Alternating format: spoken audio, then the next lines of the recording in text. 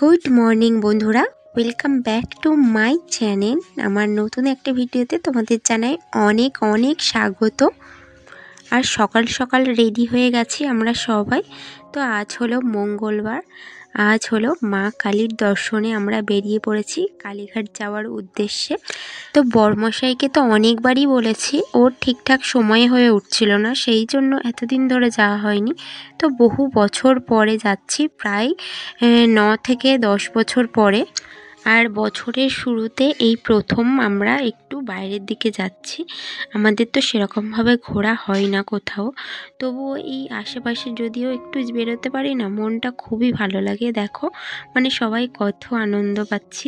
তো সাহেববাবু সকাল থেকে উঠেই আর কি মানে যাওয়ার জন্য ব্যস্ত, ও বুঝতে পেরেছে। আর আজকের একটু মানে মা কালীর দর্শন করে চিড়িয়াখানা থেকে ঘুরে আসার ইচ্ছা আছে। তো আমাদের বেরোনোর কথা ছিল আরও অনেক আগে, 7:10 লোকাল মানে বারুইপুর লোকালে যাওয়ার ইচ্ছে ছিল, কিন্তু সেটা তো আর হলো না। আর ওখান থেকে তো প্রসাদ কিনবই, কিন্তু বাইরে থেকে একটু সন্দেশও আমরা কিনে নিয়ে যাচ্ছি, কারণ ওখানের ওই যে প্রসাদটা দেয় না, অত ভালো দেয় না। আর ঠাকুরের ইচ্ছেও তো করে বাইরে থেকে মানে যে ওই সন্দেশগুলো একটু ঠাকুরকে আর কি দিতে। তো দেখো আমরা স্টেশনে চলেও এসেছি, বাবা লাইনও দিয়ে দিয়েছে টিকিট কাটার জন্য। আর একদম সকাল সকাল যে যার কাজে বেরোচ্ছে, সেই জন্য দেখো স্টেশনে প্রচুর ভিড়। আর স্টেশনের মধ্যে মানে টিকিট চেকিংও করছিল আজকে, দেখলাম অনেক দিন পরে। তো বারুইপুর লোকাল 2 নম্বর 3 নম্বরে বেশিই দেয়, তো আমরা সেই জন্য এখানেই দাঁড়িয়েছিলাম মানে 2 নম্বরে। পরে অ্যানাউন্সমেন্ট করে বলল যে না, 4 নম্বরেই আর কি ট্রেনটা আসবে, সেই জন্য আমাদেরকে আবার তাড়াহুড়ো করে 4 নম্বরে যেতে হয়েছিল। আর সাহেববাবু এত দুষ্টু হয়েছে না, মানে যে কোনো ট্রেন দাঁড়াচ্ছে সেই ট্রেনেই যাওয়ার জন্য ব্যস্ত হয়ে পড়েছে। তো আমরা দেখো বালিগঞ্জে নেমে পড়েছি, আর এটা তো নতুন করেছে চলন্ত সিঁড়ি। তো দেখো প্রচণ্ড ভিড় বাসের মধ্যে, আমরা বাসে করেই যাচ্ছি। তো এর আগে কখনো যাইনি মানে ট্রেনে ওই যে মেট্রোগুলো হয় না, ওগুলোতে করে যাইনি কখনো। তো আমরা এইভাবেই গিয়েছিলাম, তো এইভাবেই যাচ্ছি। আর যে বাসে করে এসেছি না, সেই বাসটা আমাদের নামিয়ে দিয়েছে অনেকটা দূরে, মানে গেট একদিকে, আমাদের নামিয়ে দিয়েছে উল্টো দিকে। তো যাই হোক, বাবা জানতো রাস্তাগুলো, সেই জন্যই আমাদের তেমন একটা কোনো সমস্যা হয়নি। তো আমাদের আশেপাশে হলেও আমরা তো কলকাতার দিকে তেমন একটা বেরোই না, সেই জন্য আমাদের প্রবলেমে পড়তে হয় প্রচুর। আর এই যে ওভারব্রিজটা, এগুলোও নতুন হয়েছে।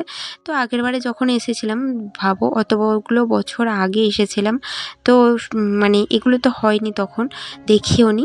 আর এই দোকানগুলো তো সবসময় বসতেই থাকা, মানে আগে যারা যতবারই এসেছি দেখেছি।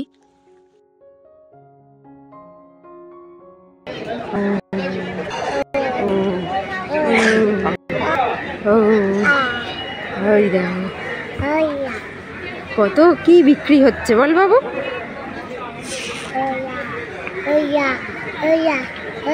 কত কি বিক্রি হচ্ছে বল বাবু? ওই দেখ ঘন্টা।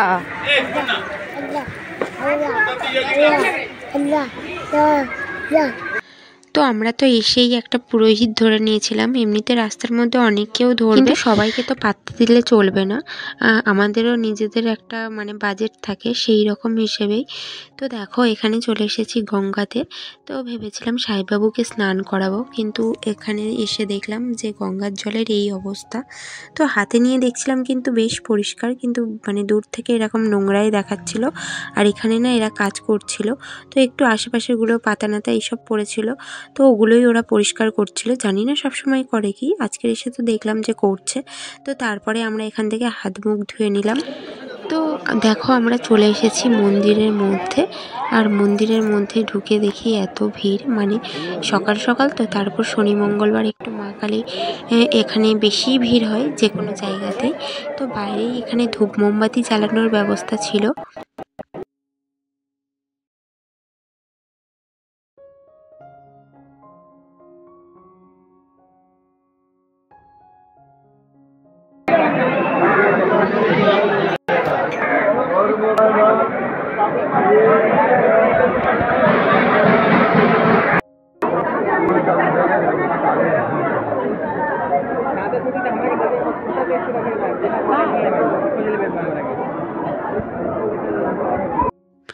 তো মায়ের দর্শন করে সত্যি কথা বলতে মনটা এতটাই ভালো হয়ে গেল। আসলে সবই ভগবানের ইচ্ছে ছাড়াই কিছুই হয় না। ভগবান না চাইলে আমরাই বা আসবো কী করে, তাই না? তো ভিতরে ছবি টবি তোলা মানে বারণই ছিল। আর সত্যি কথা বলতে মানে সেই সময় ভিডিওটা করতে কেউ ইচ্ছা করেনি, যদিও বা অ্যালাউ থাকতো। তো ভালোভাবে আমরা পুজো টুজো দিয়ে নিলাম। আর বললাম তোমাদেরকে প্রথমেই যে একটু চিড়িয়াখানায় যাওয়ার ইচ্ছা আছে। আর এখান থেকে দেখো আমরা সবাই মিলে একটু ডাব খাচ্ছিলাম। তো দেখো আমরা চলে এসেছি চিড়িয়াখানার একদম গেটে। তো চলো বন্ধুরা, চিড়িয়াখানার ভিডিও আবার নেক্সট পার্টে আসছে। একসাথে দিলে তো মানে সবটাই জগা খিচুড়ি হয়ে যাবে, সেই জন্যই। তো নেক্সট ভিডিও দেখার জন্য অবশ্যই চ্যানেলটাকে সাবস্ক্রাইব করে নিও নতুন বন্ধু হয়ে থাকলে। তো তোমরা সবাই ভালো থেকো, সুস্থ থেকো। দেখা হচ্ছে নেক্সট ভিডিওতে।